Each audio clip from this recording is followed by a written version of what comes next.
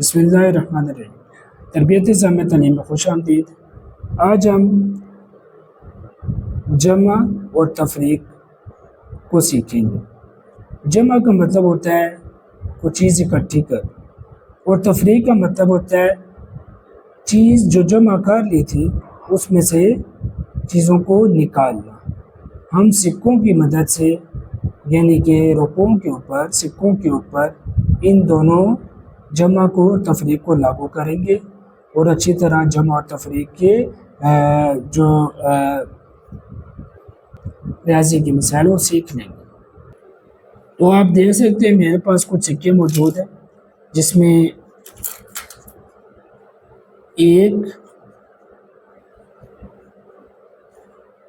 ایک روپے کا سکہ اور 2 روپے کے سکے موجود ہیں۔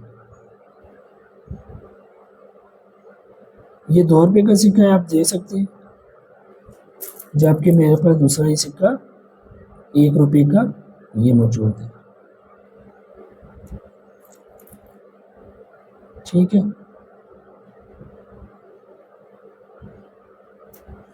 اب یہ سارے سکے میں نے ایک طرف کیے اور اس برتن میں ہم یہ جمع کرنے جاتے ہیں۔ ٹھیک ہے، اس کو جمع کہتے ہیں نا، اٹھا کے یہ اکٹھے کرنا۔ یہ کیا ہو رہا ہے؟ جمع ہو رہا ہے۔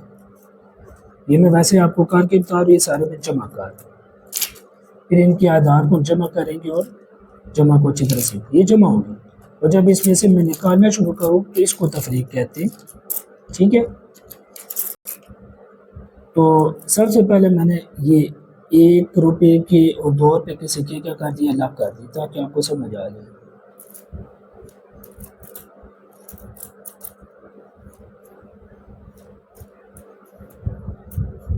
ٹھیک ہے، اب سب سے پہلے اگر میں 1 روپے کا ایک سکہ لیتا ہوں اور جمع کر دوں تو اس کو میں بولوں گا 0 + 1 = 1، میرے پاس 1 روپیہ ہوگا۔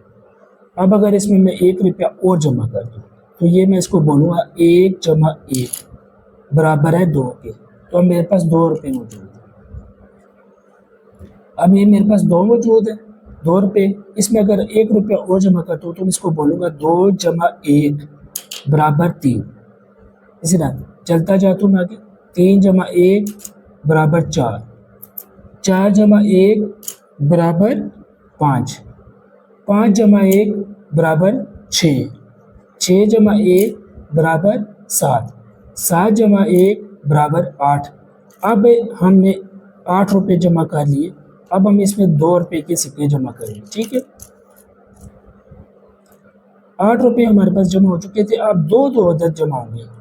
8 + 2 = 10، 10 + 2 = 12، 12 + 2 = 14، 14 + 2 = 16، 16 + 2 = 18، تو 18 تک ہم نے سکے جمع کر دیے۔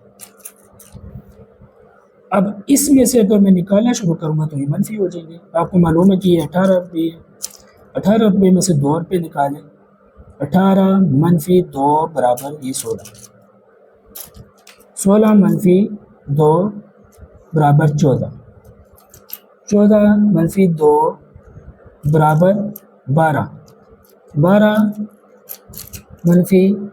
2 = 10، 10 - 2 = 8، 8 - 1، اب یہ 1 کا سکہ ہے، 1 کا سکہ برابر 7، 7 - 1 = 6، 6 -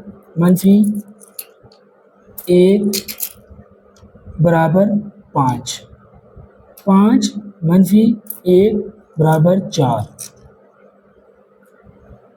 4 - 1 = 3، 3 - 1 = 2، 2 - 1 = 1، اور 1 - 1 = 0، تو اب میرے پاس کچھ بھی نہیں بچا۔